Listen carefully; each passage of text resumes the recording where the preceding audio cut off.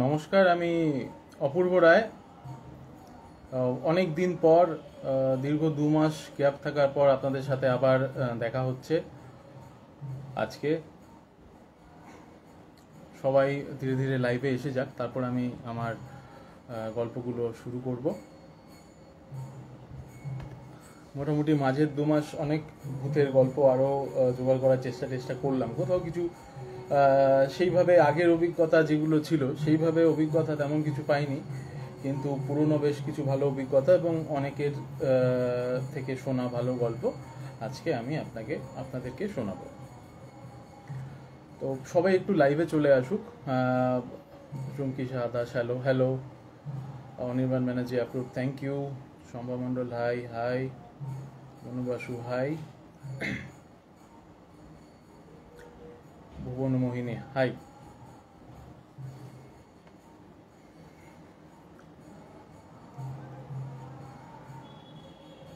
আমার ভয়েস কি ক্লিয়ার শোনা যাচ্ছে এবং আমাকে কি পরিষ্কার দেখা যাচ্ছে? আমাকে একটু কনফার্ম করবেন কমেন্টে।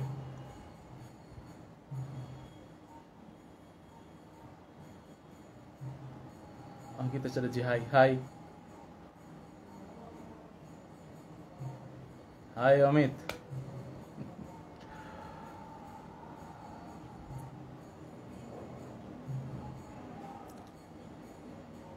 রীতা ঘোষ হাই। হ্যাঁ, আমাকে কি ক্লিয়ার দেখা যাচ্ছে এবং ক্লিয়ার শোনা যাচ্ছে? তো তাহলে আমি এবার লাইভটা স্টার্ট করবো আর কি। Hi Sayani, okay, thank you. Ankita Chatterjee thank you. ঠিক আছে অমিত, ওকে। তো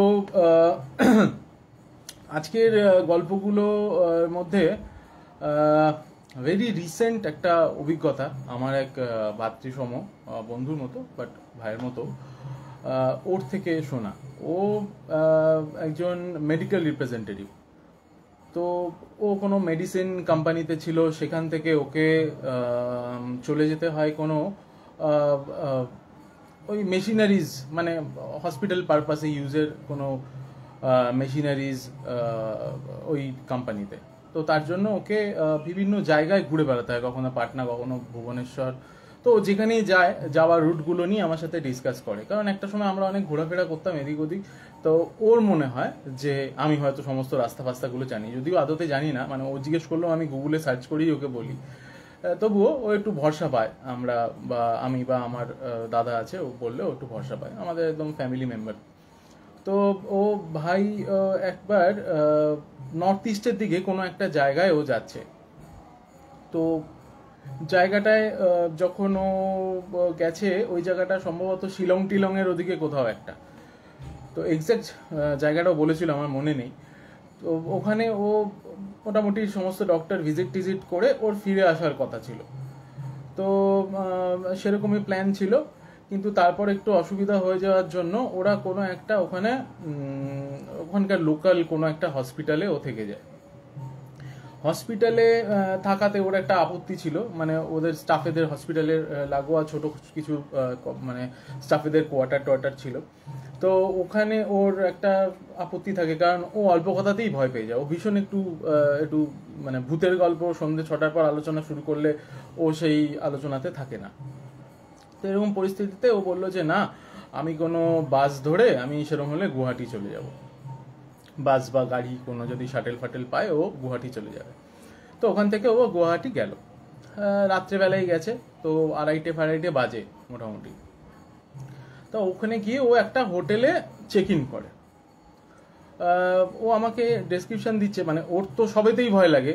আমরা ওর সব ভয়ের গল্পগুলোতেই প্রথমে ইনিশিয়ালি হাসি, পরে ব্যাপারটা ওর আড়ালে আলোচনা করি যে না, ব্যাপারটা ভয়ের ছিল। কিন্তু ওকে এই ব্যাপারটা বোঝায় না, তাহলে তো ওর চাকরি করা গেল বা কোথাও বাইরে বেরোনোটাই গেল। তো সেই মর্মে ও ওইখানে ওই হোটেলের মধ্যে 2:30 নাগাদ, ওই 2-2:30 নাগাদ রাস্তাতেই কিছু খেয়ে নিয়েছিল, জাস্ট রুমে এসছে, জানে যে মানে স্নান টান করে জাস্ট ঘুমিয়ে পড়বে। তো হোটেলটার ডেসক্রিপশনটা হচ্ছে যে এরকম অনেকগুলো হোটেল পরপর আছে, কিন্তু ওই হোটেলটাও বাকি হোটেলগুলোতে যেমন রাত হয়ে গেছে তা সত্ত্বেও লাইট জ্বালানো আছে বাইরে, ওই হোটেল বা ওই লাগোয়া 5-6টা হোটেলে এরকম কোনো লাইট ফাইটের ব্যাপার নেই, খুব নিঝুম অল্প আলো, জাস্ট নামটা দেখা যাচ্ছে হোটেলের নামটাও ও বলেছিল, এক্স্যাক্টলি আমার মনে নেই, মনে থাকলেও তো বলা যায় না সেটাই। তো এবার হোটেলে ও ভেতরে যায়, তো ওখানে চেয়ারের সামনে একটা ছেলে বসছিল, যে আমরা নর্মাল যেটা বলি ধরুন নর্মাল রিসেপশনিস্ট যে থাকে। তো ও তার সাথে কথা বলে, তো সে বলেছে হ্যাঁ এরকম রুম আছে। তো ও দেখেছিল বোর্ডের মধ্যে রুম ট্যারিফ লাগানো আছে 1800, 2200, 2500 এরকম কিছু।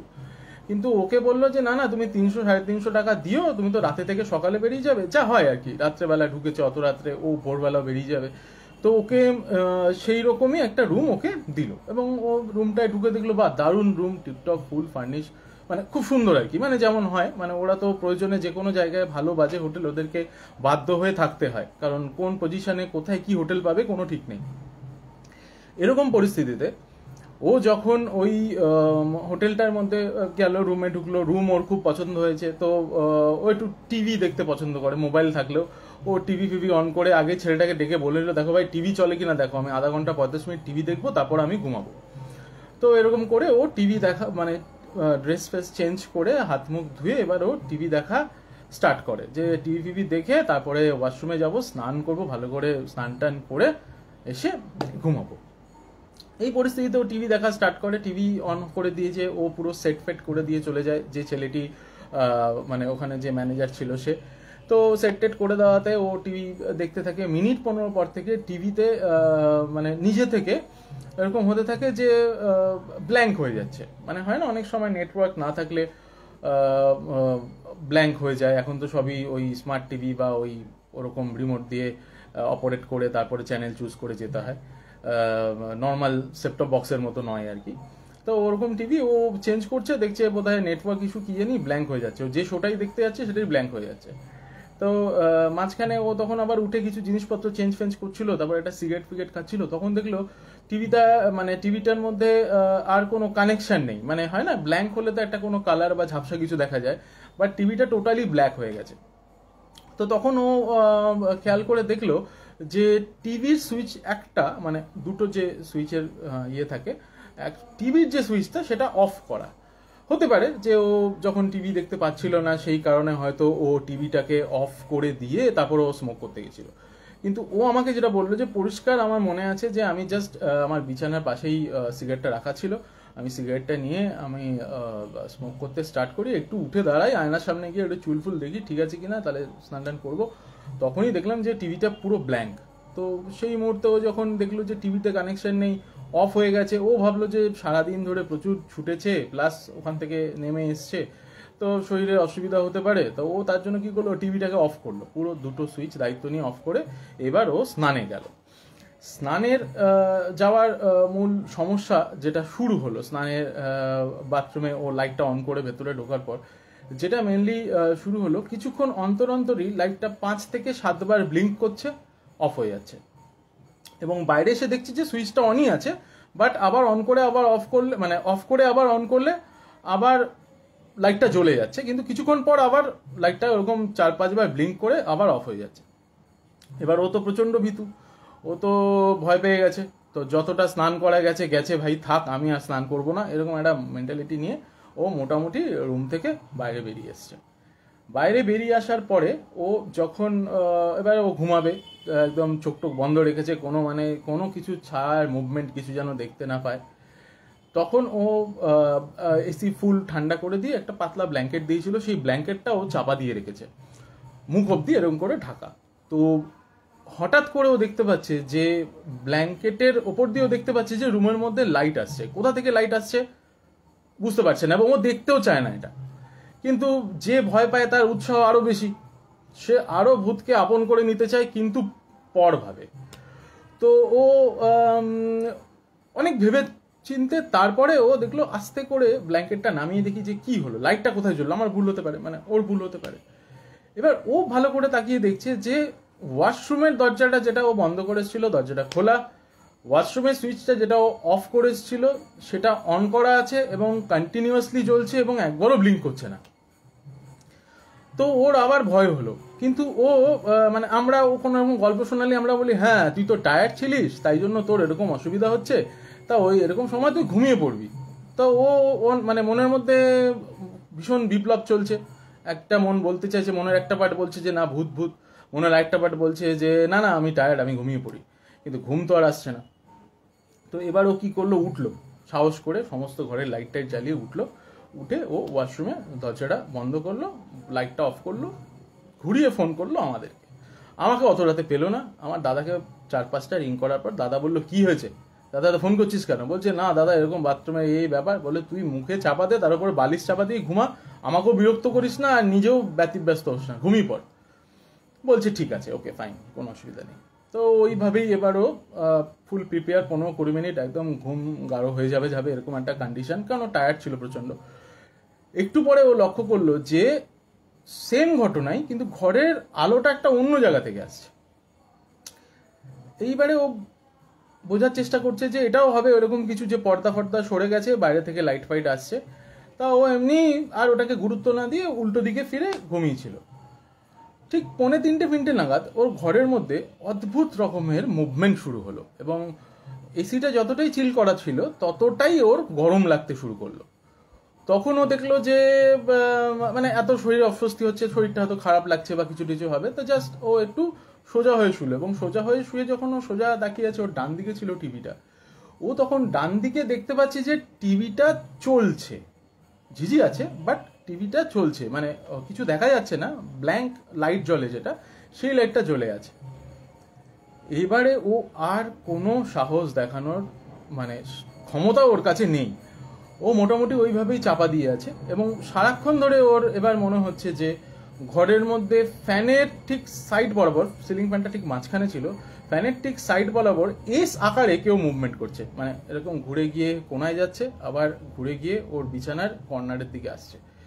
তো এই মুভমেন্টটাতে ও এবার ফুল ভয় পেয়ে গেছে। এবার ও কোনো মতে আর কি মোবাইলে টর্চ ফর্চ জ্বালিয়ে যাই করে হোক পুরো লাইট ফাইট জ্বালিয়েছে। রাত্রি 3টের সময় ও ফুল লাগেজ প্যাক করে নিচে ছেলেটাকে গিয়ে ডেকেছে, 2-4 বার ডাকায় ও ওঠেনি। মানে ও তখন কোনো মতে ওকে ম্যানেজ, মানে অনেক জোর টোর করে ডেকে ফেকে ওকে রুমের টাকা দিয়ে ও ওখান থেকে নিয়ারেস্ট যে স্টেশন ছিল, কোন স্টেশন আমি জানি না, আমার নাম মনে নেই, ও নিয়ারেস্ট যে স্টেশন ছিল সেখানে গিয়ে সিটের মধ্যে শুয়ে সারা রাত কাটিয়েছে। এবং তারপর যখন ফিরে এসছে, তারপরে আমরা দীর্ঘদিন ওকে খুব মজা মস্করা করেছি যে হাট বেটা স্টেশনে ঘুমায়, হোটেলে ঘুমানোর সাহস নেই, ইত্যাদি ইত্যাদি। এবং ও যখনই আসে, একটা সময় যখন আমরা ওকে খুব লেগ পুল করার ইচ্ছা, তখন আমরা কি করি, আমরা এই গ্রুপের বিভিন্ন গল্পগুলো ওকে দেখাই, ভিডিও দেখ দেখ দেখ করে। তো তারপর থেকে ও আর এই সময়টা আসে না যে সময় আমরা ভূত নিয়ে ডিসকাস করি। এইটা একটা গল্প প্রথম, এটা আমি মাস 3 আগেকারই, হয়তো মাস 2 আগেকার হবে এক্সপিরিয়েন্স আমার এক ভাইয়ের। আপনারা কমেন্টে জানাবেন যে গল্পটা কতটা সুবিধাজনক অবস্থায় আমরা থাকলে আমরা কি করতাম। আর এবার পরবর্তী গল্পে আমি চলে যাব। পরবর্তী গল্পে যাওয়ার আগে আমি বলে দিই, আমি এই গ্রুপে যে ধরনের গল্পগুলো বলি এটা শুধুমাত্র এন্টারটেনমেন্ট পারপাসের জন্য বলা। আমরা কোনো রকম কুসংস্কারকে উৎসাহ দেওয়ার জন্য এই ধরনের গল্প বলি না। আমরা ভূতের গল্প এই জন্য বলি কারণ আমাদের ভূতের গল্প বলতে ভালো লাগে, এবং আমরা ভূতের গল্প শুনতে পছন্দ করি, আমাদের ভয় পেতে ভালো লাগে। এই আলোচনার বা এই গল্পগুলোর মধ্যে বাস্তব খোঁজার চেষ্টা করাটা ঠিক হবে না। আমরা জাস্ট এন্টারটেনমেন্ট পারপাস যেটা বললাম, সেই কারণে আমরা এই গল্পগুলো করে থাকি। আচ্ছা, এবার আমার পরবর্তী যে গল্পগুলো আছে, অনেক আমাদের শ্রোতা বন্ধুরা আছেন যারা আমাদের এই গ্রুপের সঙ্গে অ্যাক্টিভলি পার্টিসিপেট করেন, গল্প বলতে চান, গল্প বলতে হয়তো বলে উঠতে পারেন না সময়ের জন্য। তো এরকমই কয়েকজন আমাদেরকে কিছু গল্প পাঠিয়েছেন, আমাকে কিছু গল্প পাঠিয়েছেন। তাদের মধ্যে থেকেই একজন হচ্ছেন পিঙ্কি পল সাহা। ওনার একটা গল্প আমি আজকে আপনাদের শোনাবো। ওনার লোকেশনটা আমি এক্স্যাক্ট বলছি না, বাট এরিয়াটা বুঝিয়ে দিচ্ছি। এরিয়াটা হচ্ছে উল্টোডাঙ্গা বা কাকুরগাছি, ওই এরিয়ার গল্প। এবং ঘটনাটা হয়তো 2021 বা 20 সালের। এইটা ওনার বাড়ির গল্প, মানে উনি ওনার মা যে বাড়িতে থাকেন, মা বাবা যেখানে থাকেন সেইখানকার গল্প। তো আমি ওনার মাকে কাকিমা বলেই সম্বোধন করছি, এবং কাকিমা হিসেবেই গল্পটা আমরা বলতে সুবিধা হবে। তো এখন কাকিমা একটি ফ্ল্যাটের গ্রাউন্ড ফ্লোরে থাকেন। এই ফ্ল্যাটটি দীর্ঘদিনের পুরনো একটা জায়গা, যে জায়গাটা হয় না একার সময় শরিকি বাড়ি সবাই মিলে থাকতো, তারপরে সেই ফ্ল্যাটটাকে সেই এরিয়াটাকে কনস্ট্রাকশনের মানে প্রমোটারদের হাতে দিয়ে ফ্ল্যাট তৈরি করা হয়েছে এবং কেউ কিছু কিছু ভাগে ভাগে পেয়েছে। তো যারা থাকছে তারা হয়তো মানে 100 বছর 150 বছরের পুরনো, সবাই একসাথে প্রতিবেশীরা থাকতো, বংশ পরম্পরায় পরপর সবাই নতুন করে এখানে এসে থাকে। তো এরকমই পরিস্থিতিতে ওনার ফ্লোরটা হচ্ছে গ্রাউন্ড ফ্লোর, কারণ ওনার বয়স হয়েছে, সেই জন্য উনি বারবার অত উঁচুতে ওঠানামা করার অসুবিধা, সবসময় পুরনো দিনের ফ্ল্যাট, তো লিফটেরও ফেসিলিটি ছিল না সেই সময়, সেই কনসেপ্টটি অ্যাপ্লাই করেনি হয়তো প্রমোটার। তো সেই জায়গায় দাঁড়িয়ে উনি গ্রাউন্ডে থাকতেন এবং ওনার অপোজিটে একজন প্রতিবেশী থাকতেন, উনিও একটু ওনার থেকে একটু এজেড। তো ওই ভদ্রমহিলা ওনারও হাজব্যান্ড ওয়াইফ থাকতেন। আর টপ ফ্লোরে ওই প্রতিবেশী কাকিমার প্রতিবেশী যে ভদ্রমহিলা থাকতেন, ওনার ছেলে, বৌমা এবং ওনার নাতনি থাকতো। তো 2020-19 বা এই সময়টা নাগাদ ওনার যে নাতনি ছিলেন তার বয়স হয়তো ওই 20 বছর মতো। বিভিন্ন অসুস্থতার জন্য উনি মানে ওই মেয়েটি বিভিন্ন অসুস্থতার জন্য মানে ধীরে ধীরে উনি মারা যান আর কি, মানে ধীরে ধীরে অসুস্থ হয়ে কোনো রকম চিকিৎসা যেভাবেই হোক ওকে বাঁচানো গেল না এবং উনি মারা গেলেন। তারপরে কি হলো, যেহেতু ওরকম একটা অল্প বয়সী একটি মেয়ে, মানে একদম বাড়ির বাচ্চা মেয়ে, বাড়িতে বাবা মা কিভাবে তার শ্রাদ্ধ বা এই ধরনের ধার্মিক কাজ করতে পারে, তো হয়তো ওরা বাড়িতে সেই কষ্ট পাবে না বলে কোনো আশ্রমে কোনোভাবে কোনো কাজকর্ম করে দিয়েছিল। সমস্যার সূত্রপাত হলো যে ওই প্রতিবেশী কাকিমা যিনি ছিলেন, তার যে ছেলের বউ তার নাতির যে শ্রাদ্ধ করেনি, তো ওই বাড়ির যে মানে যে মারা গেছে তার যে মা, সে তার মেয়ের ছবিটা, তার যেটা ঠাকুর ঘর, সেই ঠাকুর ঘরে ঠাকুরের সিংহাসনের থেকে একটু দূরে ডান পাশে একটা জায়গায় তার ছবিটা রেখে দিয়েছে, ভালো করে বড় করে একটা বাঁধানো ছবি সেটা রেখে দিয়েছে। এবং রেখে দেওয়ার সাথে সাথেই প্রত্যেক দিন ওকে ব্রেকফাস্ট দেয়, একদম সকালে বেডটি যেমন দেওয়া হয়, চা বিস্কিট ওকে দেওয়া হয়, ব্রেকফাস্ট, লাঞ্চের সময় লাঞ্চ, বিকেলবেলা নর্মাল স্ন্যাক্স যেমন স্ন্যাক্স, ডিনারের সময় ডিনার। এবং সেক্ষেত্রে এরকমও না যে নিরামিষ দিচ্ছে, এরকম না, মানে সব ওনারা যা খেতেন বা মেয়েটি যা খেতে ভালোবাসতো, বাবা মা সেই ভালোবাসায় সেই আবেগে প্রত্যেক দিন এইভাবে, বেসিক্যালি ওর মা, মেয়েটির মা, প্রত্যেক দিন সেই আবেগে মেয়েটিকে খাবার দিতে থাকে। তো এবার এই একটা বাড়িতে শোকের ছায়া, পুরো ফ্ল্যাটময়, সবাই জানে যে এই মেয়েটি এরকম হয়ে গেছে, তো সবারই একটা দুঃখ ব্যাপার। তো এরকম কাজ টাজ হয়ে যাওয়ার দিন 10-15 পর থেকে সবাই ওই মেয়েটির মুভমেন্ট টের পেতে শুরু করে। মানে ও যেমন হয় বাড়ির বাচ্চা মেয়েরা বা বাড়িতে যারা বড় হয় তারা এইভাবে তো এরকম আস্তে আস্তে সিঁড়িতে নামে না, মানে লাফাতে লাফাতে, এটা যেমন যায় 2টো সিঁড়ি জাম্প করে নামলো, যেমন যায় না সবাই, আমরা তাড়াহুড়োর সময় যে 1-2 সিঁড়ি বাড়িতে দৌড়ে দৌড়ে উঠি, তো ওই মেয়েটি এরকম করতো। তো এই আওয়াজটা প্রতিবেশীরা প্রথমে পেতে শুরু করে। তো এরপরে এই ধীরে ধীরে বিভিন্ন প্রতিবেশী এবং এলাকায় একটা কানাঘুষো শুরু হয় যে ওই মেয়েটিকে ওর মা কোনোভাবে বেঁধে রেখেছে, যাই জন্য ওর মেয়েটি কোনোভাবে মুক্তি পাচ্ছে না। তো এরকম অবস্থায় ওর যে ঠাকুমা, মানে এই কাকিমার যে প্রতিবেশী ভদ্রমহিলা, ওর ঠাকুমা একদিন ওপরে গেছে, মানে রেগুলার বেসিসে যেতে পারে না, অত উঁচুতে বারবার ওটা মুশকিল, খাবার ওপর থেকে নিচে আসে বা কখনো কখনো ওনারাই ওনাদেরটা মতো রান্না করে নেন। তো একদিন ওপরে গেছে, ওপরে গিয়ে যথারীতি বেল বাজিয়েছে বা নক করেছে, তো বৌমা এসে দরজাটা খুলে দিয়েছে। দরজা খোলার পরে উনি জাস্ট ঘরে ঢোকার মুখেই একদম থমকে আটকে গেছেন, এক পা ঘরের ভেতরে উনি রাখতে পারছে না, শরীর পুরো ভারী হয়ে আসছে। এবং এই শারীরিক অসুস্থতাটাকে যখন উনি কাটিয়ে সামনের দিকে এগোতে যাবেন, তখন উনি যখন সামনের দিকে তাকালেন, তখন উনি দেখতে পেলেন যে জানলার একটা ধাপির মধ্যে, আমরা থাকে না একটা জানলাটা বেশি চওড়া করা থাকে, নিচে একটা আলমারি থাকে, তো তো তার আমরা ওখানটা মাঝে মাঝে বসে আড্ডা ফাড্ডা দিই, বা বাড়িতে কিছু শুকোনোর দেওয়া হলে বড়ি টড়ি বা এইসব দেয়।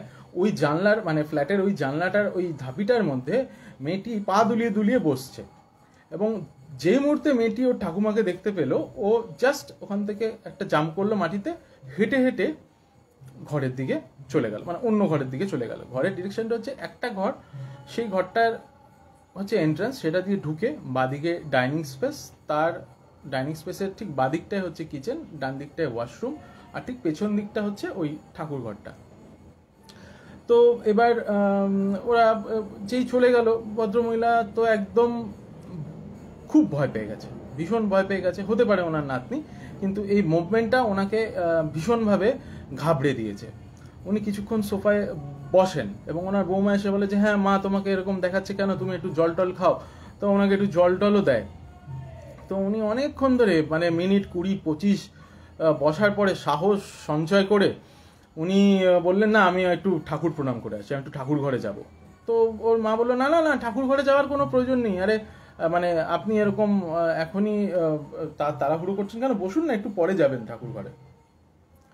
তো তখন উনি বললেন যে না না, আমি একটু অনেকদিন তোমাদের এই সিংহাসনের ঠাকুর দেখিনি, আমি একটু ওই ঘরে যাব। কারণ উনি দেখেছেন যে মেয়েটি নেমে গিয়ে ওই দিকটাতেই গেল। তো উনি এবার ঠাকুর ঘরে গেলেন। ঠাকুর ঘরে গিয়ে ওনার তো চক্ষু চড়ক গাছ, কারণ উনি তো এতদিন অবধি জানতেনই না যে ওই মেয়েটির ছবির সামনে এইভাবে সমস্ত খাবার দিয়ে রাখা থাকে। তো এটা দেখার পরে উনি অলমোস্ট ভেঙে পড়েন, এবং উনি বুঝতেই পারেন যে ওটা ওনার নাতনিই ছিলেন, এবং উনি মানে ওনার বৌমার জন্য ও মুক্তি পাচ্ছে না বা এরকম কিছু একটা। তো তখন উনি বৌমার কাছে প্রচুর কান্নাকাটি করেন, বলেন যে না, ওকে ছেড়ে দে, কেন তুই এরকম করছিস। তো বৌমা কোনো এক্সপ্রেশন দেয়নি ওনাকে, মানে একদম ব্ল্যাঙ্ক নিজের কাজ করে গেছে, না কেঁদেছে, না বলেছে না আমি ছাড়বো না বা এরকম কোনো কথা বলেনি, একদম চুপচাপ নিজের কাজটা করে যাচ্ছে। ওনার শাশুড়ি কি বলছে উনি জাস্ট মনে হয় যে শুনতেই পাচ্ছে না, এরকম একটা বডি ল্যাঙ্গুয়েজ। তো তারপরে উনি অনেক কষ্ট টষ্ট পেয়ে উনি ছেলের সাথে দেখা করবে বলে অপেক্ষা করেন, কিন্তু তারপর দেখলো যে না, আবার গাটা, এতক্ষণ কিন্তু গা ভারী ছিল না, ও চলে যাওয়ার পরে গাটা হালকা হয়ে গেছিল, কিন্তু কিছুক্ষণ পর আবার দেখা যায় এবার ধীরে ধীরে গাটা আবার ভারী হচ্ছে, এবং উনি বুঝলেন যে ব্যাপারটা বেগতিক আছে। উনি বললেন না, এবার আমি ধীরে ধীরে নিচে নেমে যাই, তারপরে তুমি আমাকে একটু 2-4টে ফ্লোর একটু নামিয়ে দাও। তা ওর মাটা 2-4টে ফ্লোর নামিয়ে দিল, কিন্তু দরজাটা বন্ধ করলো না। ঠিক আগে যেমন দরজা বন্ধ করে নামতো না, জানতো যে মেয়েটা আছে, ও দরজাটা ভেতর থেকে লাগিয়ে দেবে। এবং উনি সিঁড়ি থেকে নামতে নামতেই দেখলেন যে হাওয়াতে দরজা বন্ধ হলে যেমন একটা জোরে এসে ধারাম করে আওয়াজ হবে, সেটা হলো না। উনি দেখলেন আস্তে করে, যেমন আমরা কেউ চলে গেলে সাথে সাথে দরজা বন্ধ করতে নিই, যেমন আমাদের ছোটবেলায় বলতো আর কি, একটু ওয়েট করে নিতে হয়, তারপর আস্তে করে দরজাটা বন্ধ করতে হয়। তো এরকমই কেউ একটা আস্তে করে দরজাটা বন্ধ করলো। তো ওই যে ভদ্রমহিলা মাসিমা, উনি তখন 3 তলা অব্দি যে স্পিডে নেমেছিলেন তার 4 গুণ স্পিডে 1 তলায় পৌঁছে গেলেন, মানে এতটা ঘাবড়ে গেছেন।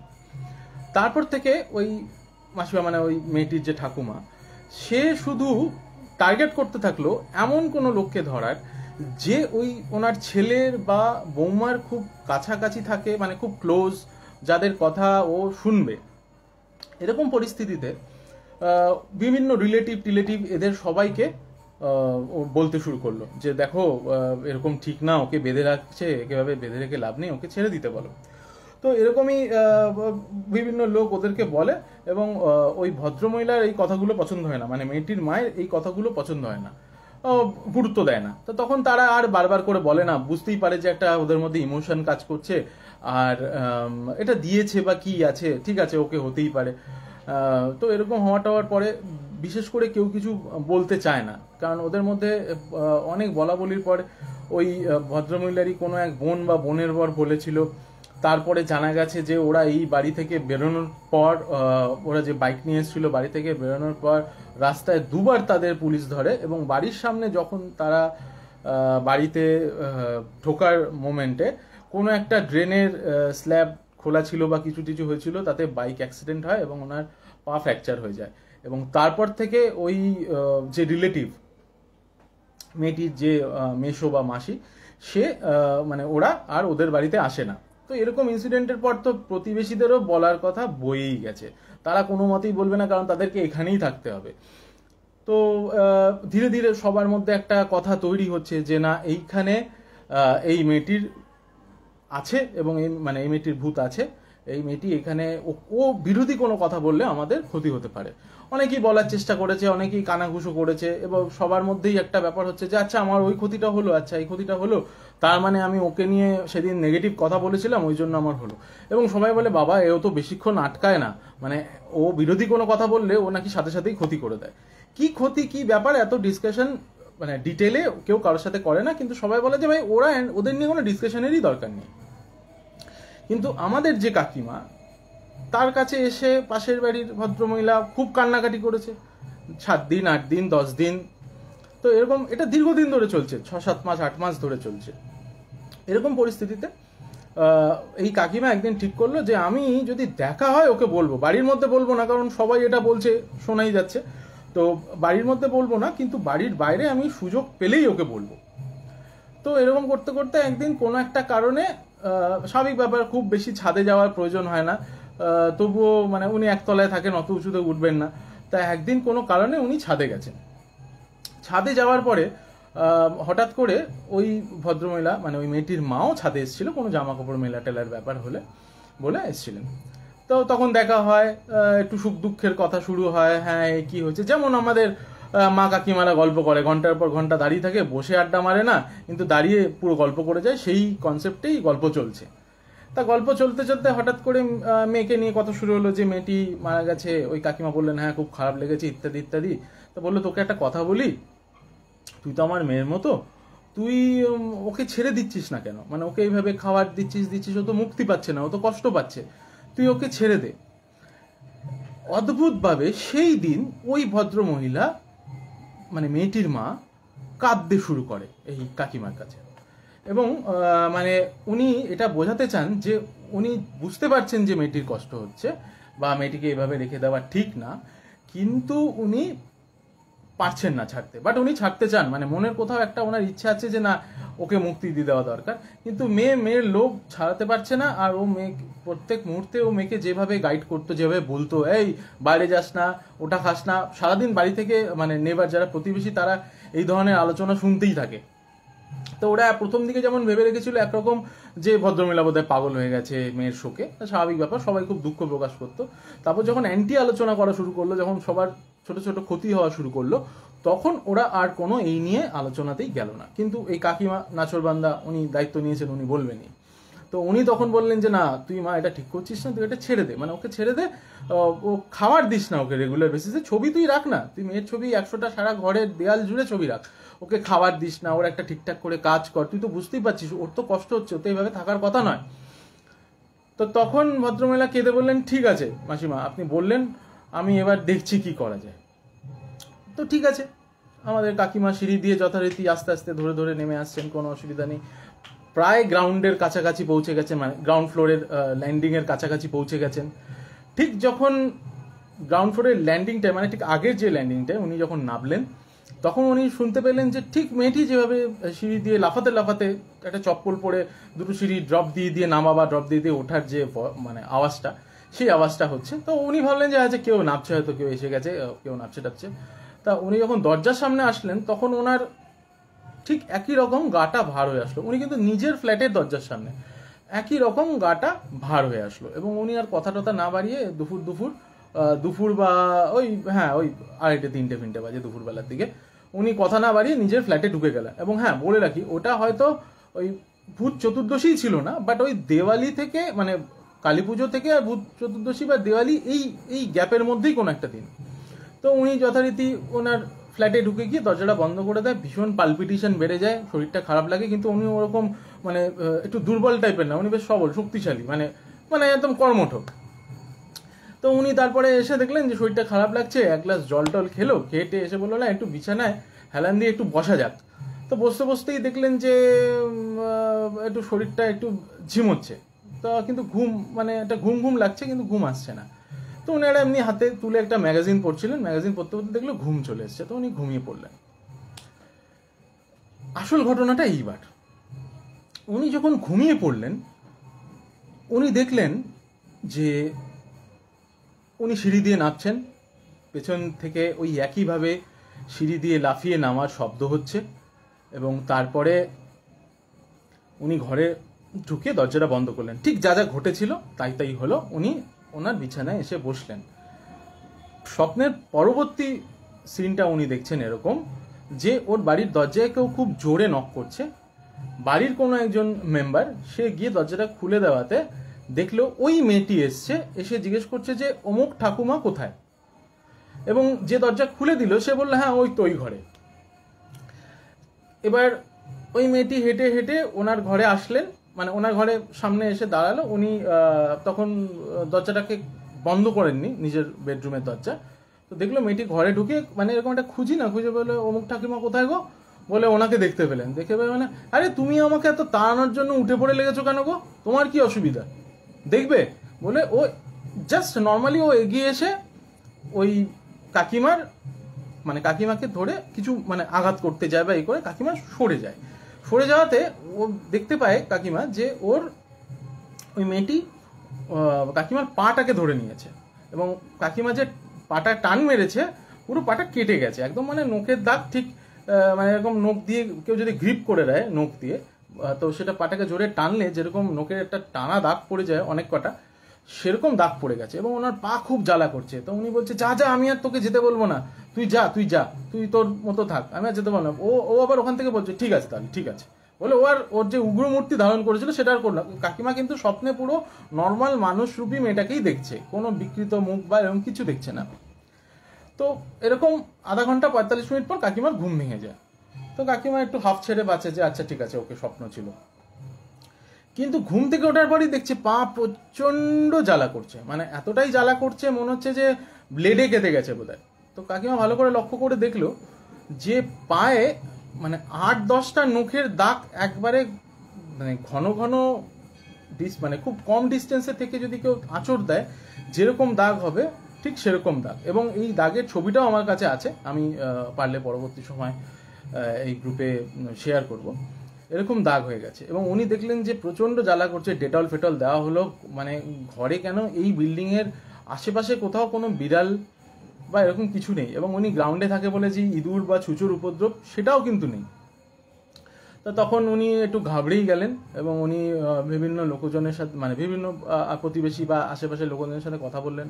সবাই বলল যে আপনি আর এ ব্যাপারে জড়াবেনই না, কাউকে কিচ্ছু বলার দরকার নেই, ও যা করছে করুক, আপনি আপনার মতো করে চলুন। তো এরকম পরিস্থিতিতে তারপরে এইভাবেই এখন দিন চলছে। এই ঘটনাটা 2021 সালে, এখন এইভাবেই দিন চলছে। ওনারা ওপরে কোনো ডিসকাশনে যান না, কাকিমা কোনো কারণে ছাদের দিকেই পা বাড়ায় না, মানে যা হয় গ্রাউন্ড ফ্লোরে। এবং উনি ওই পাশের বাড়ি ভদ্রমহিলাকেও বলে দিয়েছে যে আমি ও অ্যান্টি কোনো কাজ বা কোনো কথা বলবো না। তা এইটার পর থেকে আর কাকিমার কাছে এরকম কোনো উপদ্রব হয়নি।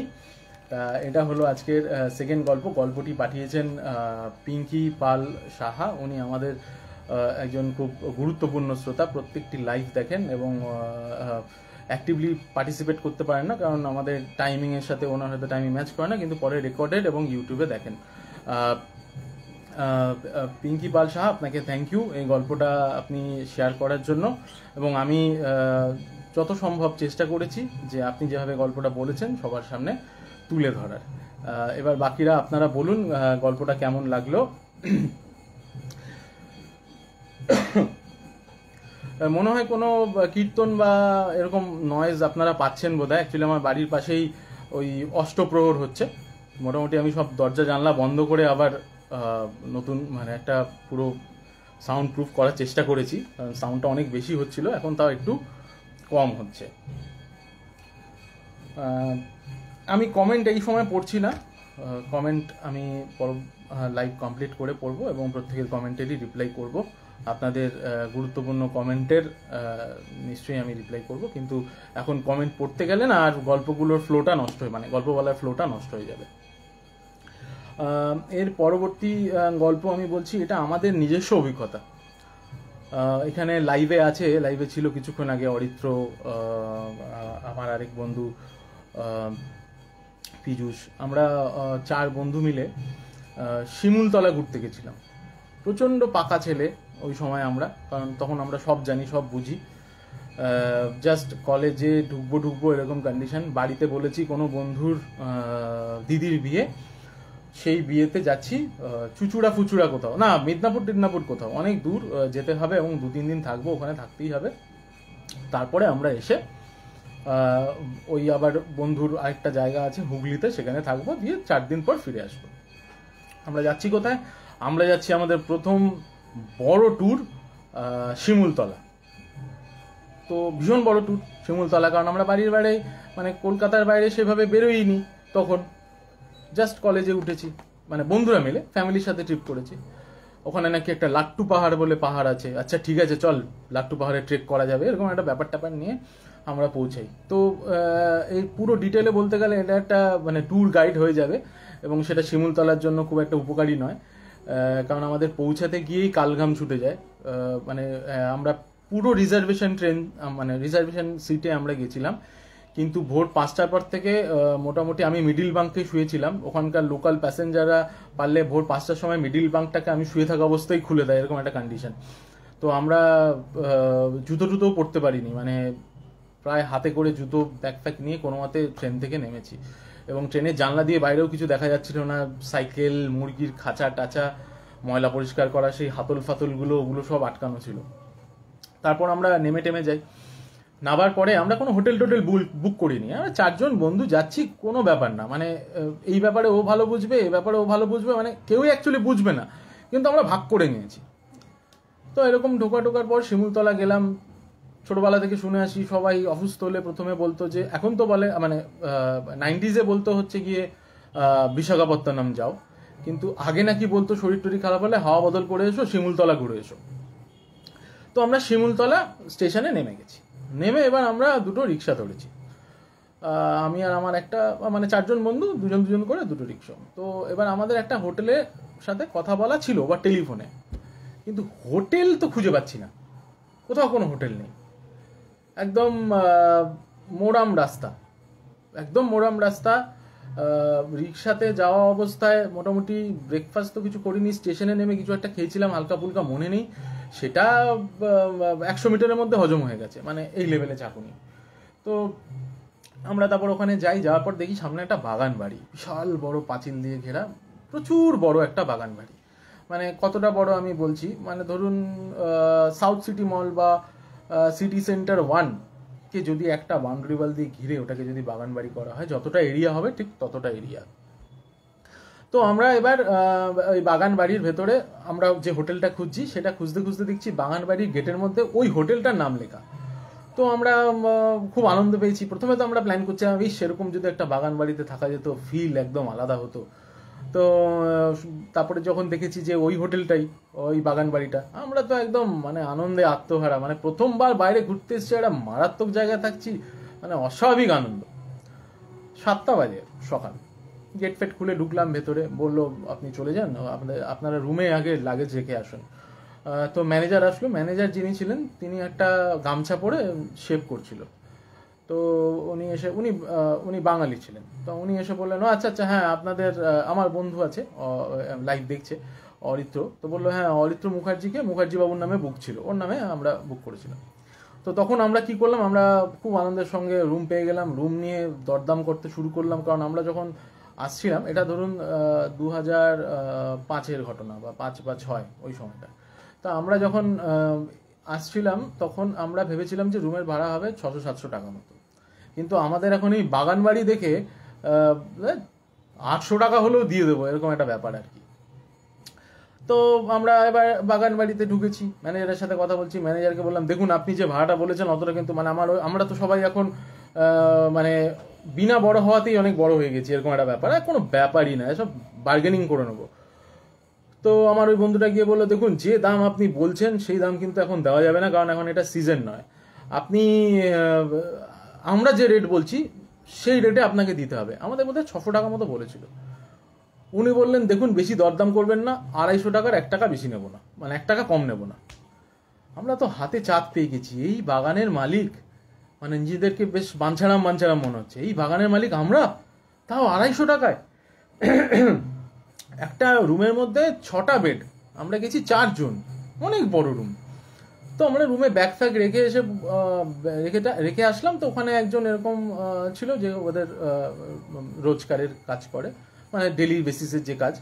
সে এসে বললো যে বাবু আপ লোগों के लिए খাটিয়া রাখ দে। তো আমরা বললাম হ্যাঁ এক বড়া সা পেड़ के नीचे रखो।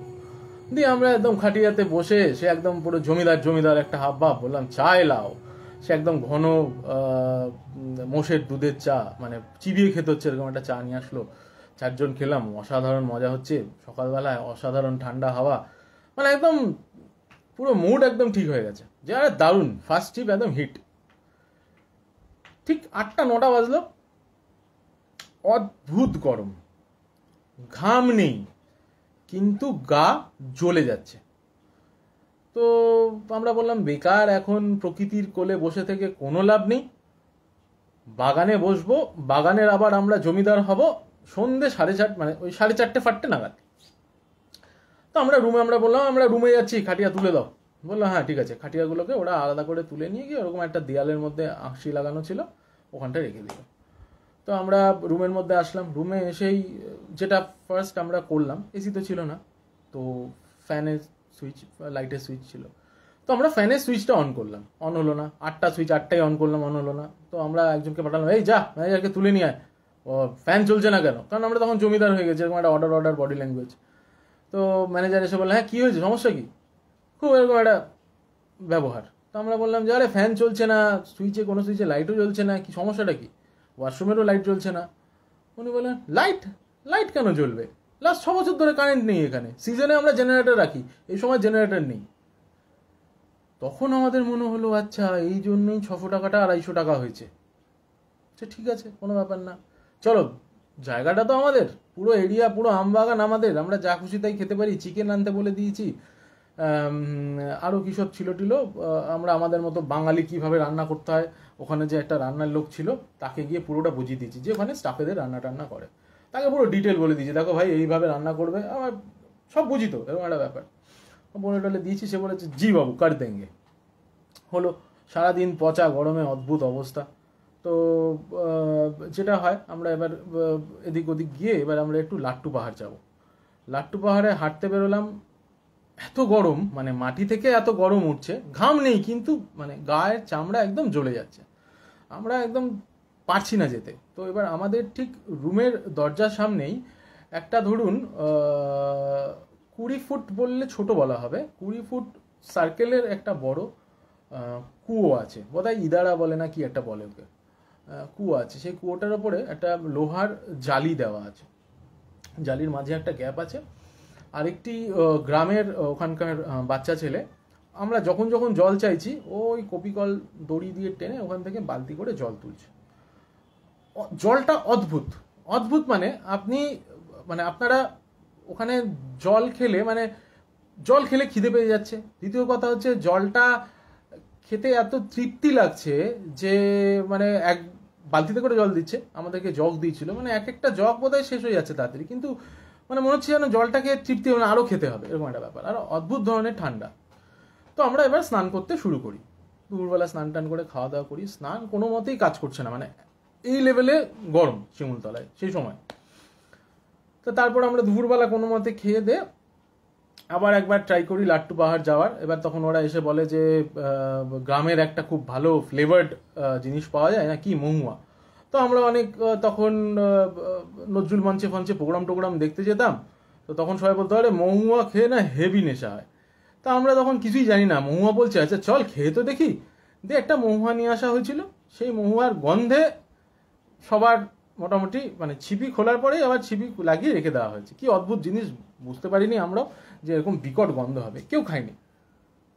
যথারীতি আমরা কোল্ড ড্রিঙ্কস এনে বালতির মধ্যে নিয়ে কুয়োর মধ্যে চুবিয়ে রেখেছিলাম যাতে কোল্ড ড্রিঙ্কসটা ঠান্ডা থাকে। একদম স্টেশনের সামনে কোল্ড ড্রিঙ্কস পাওয়া যায়, ওরা ছেলে দিয়ে পাঠিয়ে এনে দিয়েছে। তো এবার যে ছেলেটা কুয়ো থেকে জল তুলছিল, আমার তার উপর খুব মায়া হলো, সারা দিন ছেলেটা আমাদের জন্য জল তুলছে, ও একটু রেস্ট দিই। আমি বললাম তুম যাকে খানা খাকে আও, মে পানি উঠা লেতা হুঁ। তো আমি দড়ি ধরে টানছি, কোনো ব্যাপারই না, কিন্তু বালতিটা যেই কুয়োর জলের লেভেলের ওপরে আসলো তখন মনে হচ্ছে যে প্রচুর জোর গায়ে দরকার, তখন হচ্ছে ওই বাচ্চা ছেলেটার জোর আমার থেকে বেশি। তা আমি আবার ছেড়ে দিলাম আশা, ওকেই বললাম ভাই তুই জল এনে এরকম ড্রাম রেখে তুই ভরে দিয়ে যা, আমাদের জন্য এতক্ষণ ধরে তোকে ভরতে হবে না, কারণ রোদের মধ্যে আমরাই সহ্য করতে পারছি না, ওদের হয়তো সয়ে গেছে কিন্তু সেটা আমাদের দেখতে ভালো লাগছে না। এবার আমরা কি করছি, প্রতি 2 ঘন্টায় স্নান করছি, মনে হচ্ছে যে কি শাস্তি, মানে আমরা শুধু প্ল্যান করছি যে এখান থেকে কোথায় যাওয়া যায়। বারবার ম্যানেজারকে জিজ্ঞেস করছি, তো ম্যানেজার বলছে আপনারা দেওঘর চলে যান, দেওঘরে ওখানে ঘুরতে পারেন। তো আমরা বললাম ঠিক আছে তাহলে দেওঘর, কালকে চলে যাবো দেওঘরে। বললো ঠিক আছে। এইবারে সন্ধেবেলার দিকে ঠিক জাস্ট সূর্যটা ডুবেছে, সূর্য ডোবার সাথে সাথেই মোটামুটি 12 থেকে 14টা কুকুর, মানে যেমন শিয়ালের মতো শিয়াল দল বেঁধে আসে, তেমন 12 থেকে 14টা কুকুর ইন্সপেকশনে এসছে। এরা কারা দেখি। তো এরকম ওরা পুরো মানে আমাদের দরজাটার সামনে এসে ডাকছে না বা কামড়াচ্ছে এরকম কিছু না, কিন্তু দরজার সামনে এসে বসে পড়ছে, শুয়ে পড়ছে ইত্যাদি। তো ওরা হয়তো এখানেই থাকে, যাই হোক, কিন্তু সারাদিন ওদেরকে কিন্তু আমরা দেখতে পাইনি। তো এবার ওদেরকে এরকম দেখার পরে আমার একটু ডাউট হলো যে এখানে আসছে এরা কি খাবার দাবার ব্যাগ ফ্যাগ টান টান দেবে, ভাই দরজা বন্ধ করে যা করার পর। তো সন্ধেবেলার দিকে এবার আমরা ওই কুয়োর সামনে বসে আমাদের 2 বন্ধু স্নান করছে, ওই ড্রামের মধ্যে জল ভরা ছিল, আর আমরা দূরে গিয়ে প্ল্যান করছি যে আজকে রাত্রেই বেরিয়ে যাব।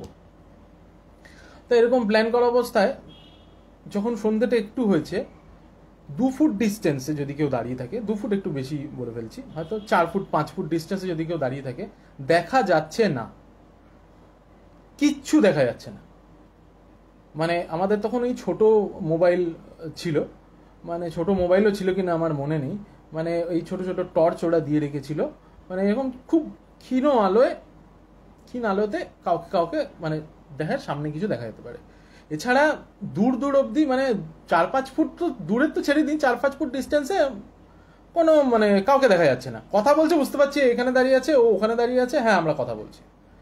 এরকম পরিস্থিতিতে হট করে দেখলাম আমার গাটা মানে গা ঘেঁষে কি যেন একটা দাঁড়িয়ে আছে।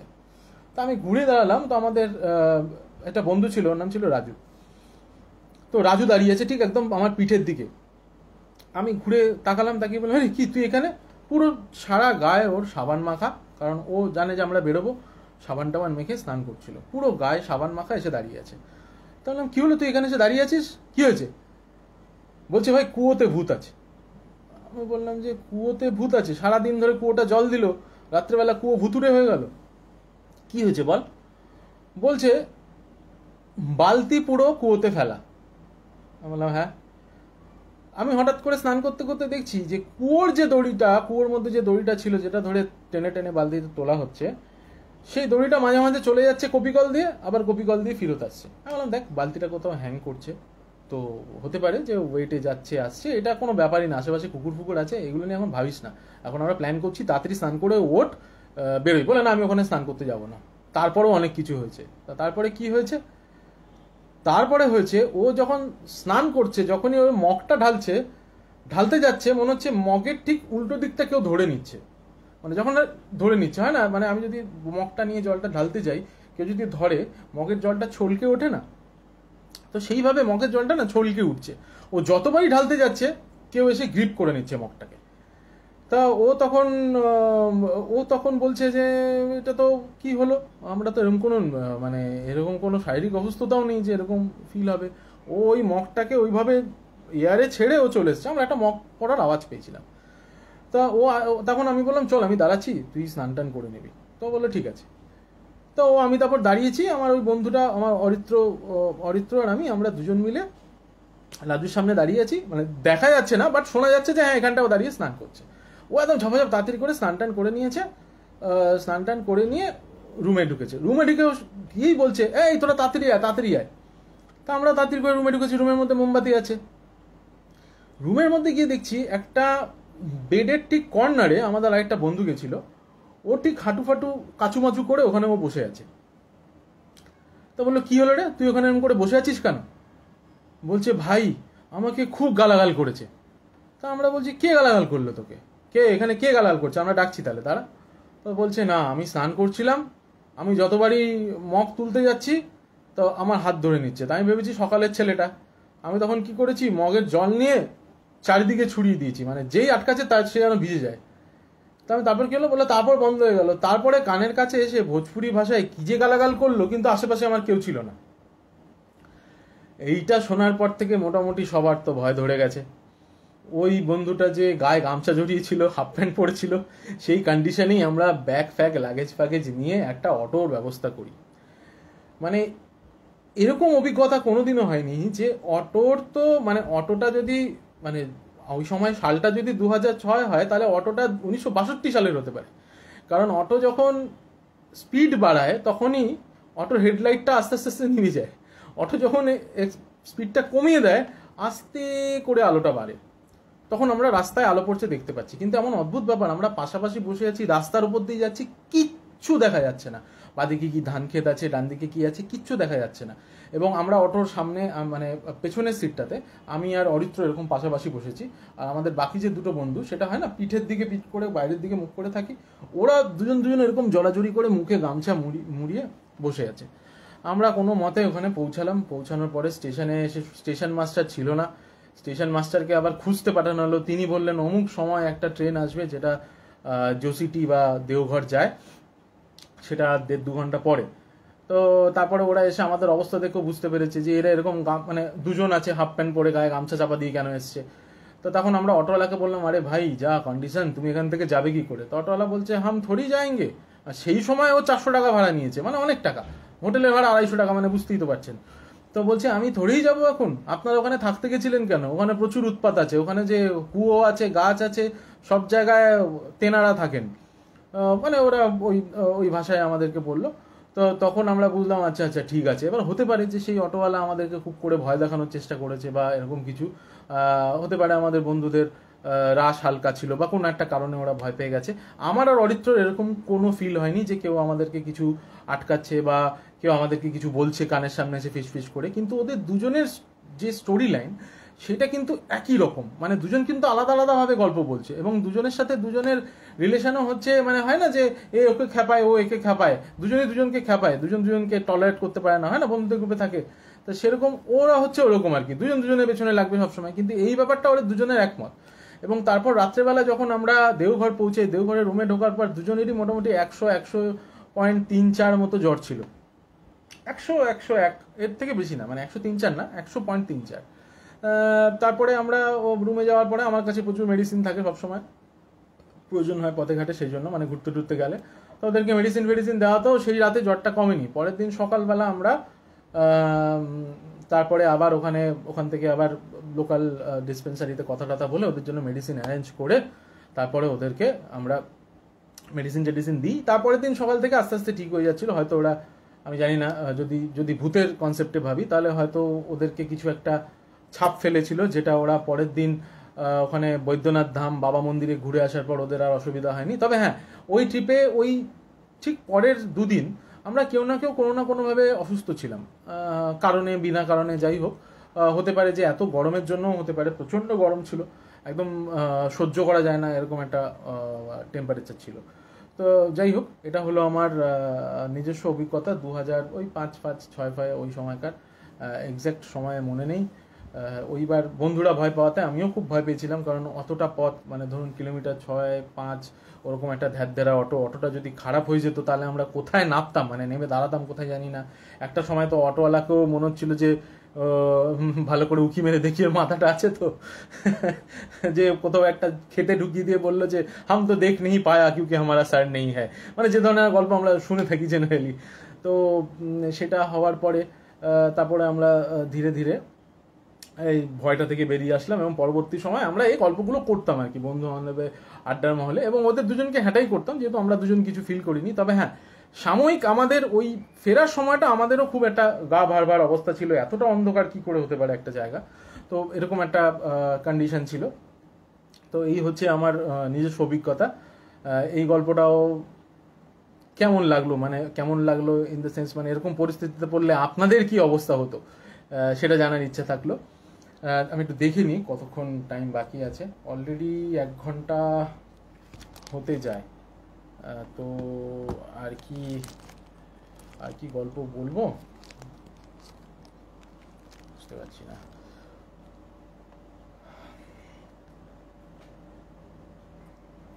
আমার মনে হয় 1 ঘন্টা হয়ে এসছে। আচ্ছা, আমি একটা ছোট্ট করে গল্প বলে দিই। জাস্ট 1 ঘন্টা হয়েছে, একটা ছোট্ট করে কি বলতে পারবো?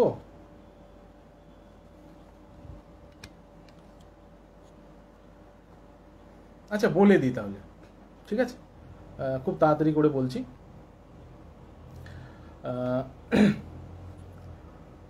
নেক্সট গল্পটা আমাদের এই এসবিজি গ্রুপের সাথেই ওতপ্রোতভাবে জড়িত আরেকজন মেম্বার, ওনার নাম এনাক্ষী সামন্ত।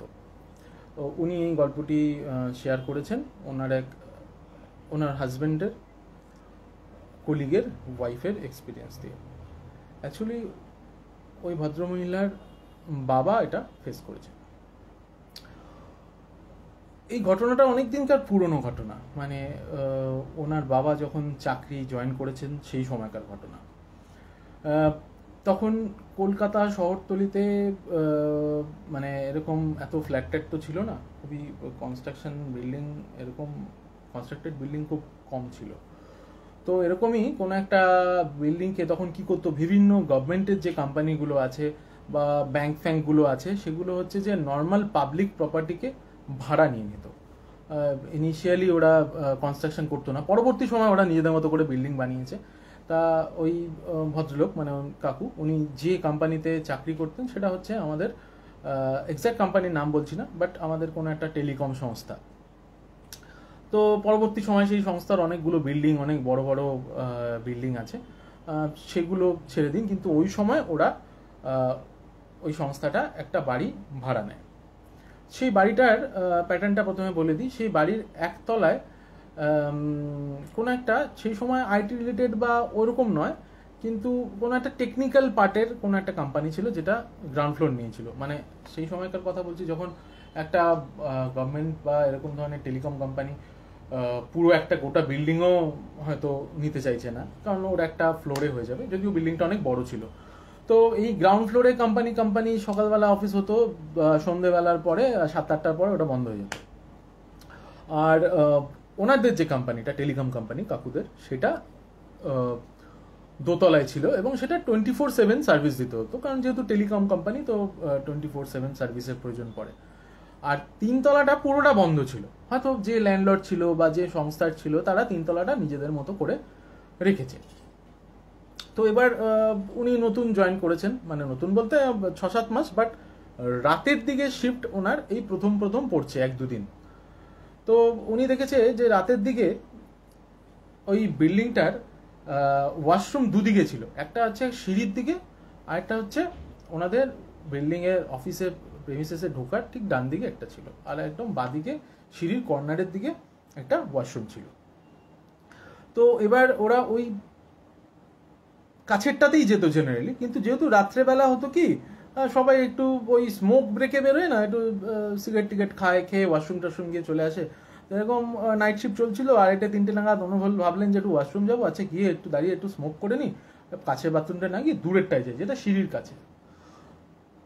তো তারপরে কাকু সিঁড়ির কাছে গেছেন, তো তখনকার সময় একটু ভালো হাওয়া বাতাস দিচ্ছে, অত এসি ফেসিলিটি ব্যাপার ছিল না। তো উনি ওখানে দাঁড়িয়ে স্মোক করছেন।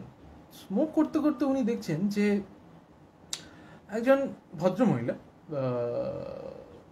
একটু ছিপছিপে চেহারা, এবং ওনার পোশাকটা হচ্ছে কোনো অন ডিউটি মেডিকেল স্টাফের পোশাক। তো উনি দেখছে যে ওই ওয়াশরুম থেকে ওই ভদ্রমহিলা বেরোচ্ছে, 8টা সিঁড়ি দিয়ে ল্যান্ডিং, তারপর আবার 8টা সিঁড়ি দিয়ে 3তলা। তো কোনো ওই ওয়াশরুম থেকে উনি বেরোচ্ছেন, 4টে সিঁড়ি উঠছে, আবার নেমে আসছে, আবার ওয়াশরুমে চলে যাচ্ছে, আবার যাচ্ছে, আবার ওয়াশরুমে, মানে মনে হচ্ছে যেন টোটাল সিনটা একটা লুপের মধ্যে আটকে গেছে। উনি যাচ্ছেন একইভাবে, উঠছেন, আবার মাথা নিচু করে যাচ্ছেন, আবার ঢুকে যাচ্ছেন, এবং উনি যখন উঠছেন তখনই ওনার ওঠার পরেই যখন উনি থামছেন দেখে মনে হচ্ছে উনি একটু ভয় পেয়ে যাচ্ছেন, তো আবার ফিরে এসে উনি ওয়াশরুমে চলে যাচ্ছেন। তো এটা অনেকবার হওয়ার পর তো উনি স্মোক করছিলেন, এবং তারপরে না উনি মানে ইনসিডেন্টের মধ্যে ইনভলভ হয়ে যান কোনোভাবে। তো উনি অনেকক্ষণ দাঁড়িয়ে দাঁড়িয়ে এটা দেখেন, মানে হয় না শরীর ভার হয়ে যায় বা মুভমেন্ট করতে পারে না। তো এবার উনি সাহস করেই একটু মুভমেন্ট করে এগিয়ে যান। এগিয়ে যাওয়াতে উনি দেখেন যে ওই ভদ্রমহিলা নেমে আসলো না, যেহেতু উনি এগিয়ে গেছেন, উনি সিঁড়ি দিয়ে ওপরে উঠতে শুরু করলেন। তখন উনি ভাবলেন যে আচ্ছা, তাহলে হয়তো উনি ভয় পাচ্ছিলেন যে 3তলায় যাওয়া যাবে না, মানে 3তলায় যাওয়ার জন্য ভয় পাচ্ছিলেন, উনি এগোতে হয়তো উনি সাহস পেয়ে উঠে গেলেন। একটু পরে ওনার মনে পড়লো, মানে জাস্ট দুটো স্টেপ ওই ভদ্রমহিলা উঠেছেন, জাস্ট 2 বা 3টে স্টেপ ভদ্রমহিলা উঠেছেন। একটু পরে ওনার মনে হলো না উপরে তো কিছু নেই। উনি তখন ওনাকে ফলো করলো, দেখলো উনি যখন ফার্স্ট ল্যান্ডিংয়ে উঠলো তখন দেখলো উনি পরের ল্যান্ডিংয়ে, উনি তারপর আবার উঠে গেল। এরকম করতে করতে গিয়ে দেখলো উনি 3তলা থেকে ছাদের দিকে চলে যাচ্ছেন, এবং ছাদের দরজার সামনে গিয়ে কিছুক্ষণ দাঁড়ালো। দরজাটা কিন্তু বন্ধ, ভেতর থেকে তালা লাগানো। দাঁড়ালো এবং দরজা ভেদ করে বেরিয়ে গেল, বিলীন হয়ে গেল, যেটা হয় আর কি। এইটা দেখার পর উনি রীতিমতো চিৎকার করতে শুরু করলেন, এবং অফিসের ভেতরে যারা ছিল, উনি ছাদে 3তলায় অফিসের ভেতরে যারা ছিল তারা ওনার চিৎকার শুনে মানে সবাই ছুটে আসলো যে এইভাবে কে চিৎকার করছে, কারণ নিশ্চয়ই ক্ষতি বিপদ টিপদ হয়েছে কিছু। তো সবাই এসে ছুটে এসে দেখছে যে উনি ওরকম একটু থমকে গেছেন, ভয় পেয়ে গেছেন, দেয়ালে হেলান দিয়ে দাঁড়িয়ে আছেন, খালি বলছে এ কি করে হলো, এ কি করে হলো বলে চিৎকার করছে, আবার বলছেন এ কি করে হলো, এ কি করে হলো বলে আবার চিৎকার করছে।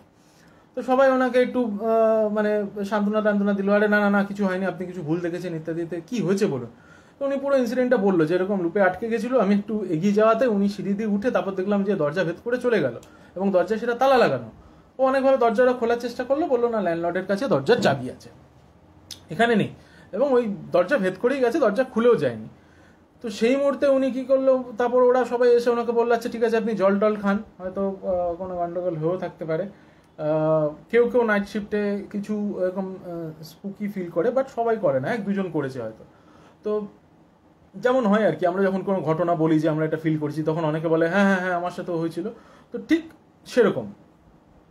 তো এবার ওরা ভোর ভোর রাস্তায় বেরিয়েছে, তো ভোরবেলা যেমন হয় তখন ভোরবেলাতেই চায়ের দোকান খুলে গেছে, 4:30-5টা বাজে। তো অফিসের বাইরে চায়ের দোকানে আবার উনি খুব টেন্সড যে এরকম আমি কি দেখলাম। তো ভোরবেলা চায়ের দোকানের বাইরে দাঁড়িয়ে উনি স্মোক করছেন, ওনার সঙ্গে 2জন কালিগ ছিলেন। তো স্মোক করতে করতে চায়ের দোকানদারকে আচ্ছা আচ্ছা একটা কথা বলো, এই বিল্ডিংটা এরকম কেন, মানে এরকম 3তলা কেউ ইউজ করে না, 1তলা কোনো একটা কোম্পানি নিয়েছে, এরকম কেন, মানে ল্যান্ডলর্ড নিচে থাকে না কেন, বা পুরোটা দিয়ে দেয়নি কেন। তখন বললো যে না না এই বিল্ডিংটা ল্যান্ডলর্ডের নয়, এটা একটা মানে মানসিক রোগীদের হাসপাতাল ছিল। বললো আচ্ছা তাহলে, বললো তারপরে একটা ঘটনা ঘটেছিল এখানে। তা কি ঘটনা, তা ওদের 5 বছর বা 5 বছরের একটা পূর্তি হিসেবে ওরা একটা অ্যানুয়াল প্রোগ্রাম করছিল। তো তার জন্য ছাদে ওরা, যেহেতু পুরো 1তলা 2তলা 3তলা পেশেন্ট থাকতো, সেজন্য ছাদে ওরা একটা প্যান্ডেল মতো করেছিল। তো সেই প্যান্ডেলে ওরা সব পার্টি টাটি হয়েছে, সব ডাক্তার নার্স যারা ছিল বা বিভিন্ন কোম্পানির যারা লোকজন যারা মেডিসিন দেয় বা এটা সবাই মিলে অনেকের ভীষণ বড় পার্টি ছিল। তো সবাই মিলে এই পার্টি ফার্টি এনজয় করে, করার পরে উনি ওই ওই ছাদের ওই পাঁচিলের 10 ইঞ্চি ওয়াল, তো ওয়ালের ওপরেই বসে সবাই আড্ডা ফাড্ডা মারছিল। তো একজন সিস্টার ছিলেন যিনি অন ডিউটি ছিলেন আর কি, মানে অনেকে থাকে ওই সময় ডিউটি থাকে, ডিউটি চলাকালীনই এসে পার্টিতে একটু আসে, আড্ডা ফাড্ডা মানে খাবার দাবার খায়, আবার ডিউটিতে চলে যায়। তো উনি অন ডিউটি ছিলেন, উনি এসে ওখানে পাঁচিলে বসে খাবারই খাচ্ছিলেন আর আড্ডা দিচ্ছিলেন। এবার খাওয়ার প্লেটটা উনি নিচে নামিয়ে রাখতে গিয়ে বডি কোনোভাবে ডিসব্যালেন্স হয় বা কিছু হয়, উনি ওপর থেকে পড়ে যান এবং স্পট ডেড। তো তারপরে ওই পড়ে যাওয়ার কারণে কিনা জানি না, গভর্নমেন্ট বিভিন্নভাবে ওদের ওপরে রিভিউ চালায় ইত্যাদি ইত্যাদি হয়, যে একটা নার্স যদি এইভাবে পড়ে যায় তাহলে পেশেন্টরা কি করে সেফ, সেটাই তো সেফ নয়, বা অন্য কোনো কারণেও হলেও হতে পারে। তো এরকম বিভিন্ন কারণের জন্য তারপরে দীর্ঘ 1 বছর চলার পরে ওটা বন্ধ হয়ে যায়। তারপরে ওরা এই 3টে পোর্শন করে এটাকে ওরা ভাগ করে দিয়ে দেয়, এবং তারপরে অনেকেই এখানে নাইট শিফটে এসে এই গল্প ডিসকাস করে, যে কাউকে দেখা যায় যাতায়াত করে। তো তখন কাকু বুঝতে পারলেন যে ব্যাপারটা এইরকম, এবং সেটা উনি ওনার মেয়ের সাথে শেয়ার করে, এবং এই শেয়ারের মাধ্যমে আমরা জানতে পারি এবং আপনাদের আজকে এই গল্পটা শোনালাম। কেমন লাগলো জানাবেন। আর এনাকি সামন্তকে thank you very much madam, আপনি এই গল্পটা আমার সাথে শেয়ার করেছেন, এবং আমিও এটা সবার সাথে শেয়ার করে দিলাম। সবাই জানাবেন এই গল্পটা কেমন লাগলো, এই পরিস্থিতিতে আমরা বা আপনারা থাকলে কি হতো, এটাও একটা ভাবনা চিন্তার বিষয়, যেটা ভেবে আমরা ভয় পাই, সেটাই হচ্ছে ব্যাপার। এবার আজকের মতো মোটামুটি সময় পার হয়ে গেছে, আজকের মতো আমি বিদায় নেব। বেশ কিছু গল্পের স্টক আছে, শিমুলতলা হলো, আরও বাইরে ঘুরতে যাওয়ার গল্পের স্টক আছে, আমার ব্যক্তিগত অভিজ্ঞতাও আছে, আমার খুব জ্ঞাতি গোষ্ঠী মানে জ্ঞাতি রিলেটিভদের মধ্যেও গল্প আছে। তো সমস্ত গল্প নিয়ে আগামী দিনে আবার লাইভে আসার সুযোগ পেলে নিশ্চয়ই আসবো, আপনাদেরকে গল্প শোনাবো। খুব গরম, সবাই সাবধানে থাকবেন, ভালো থাকবেন। আপনাদের সবার সুস্থতা কামনা করি। Thank you very much.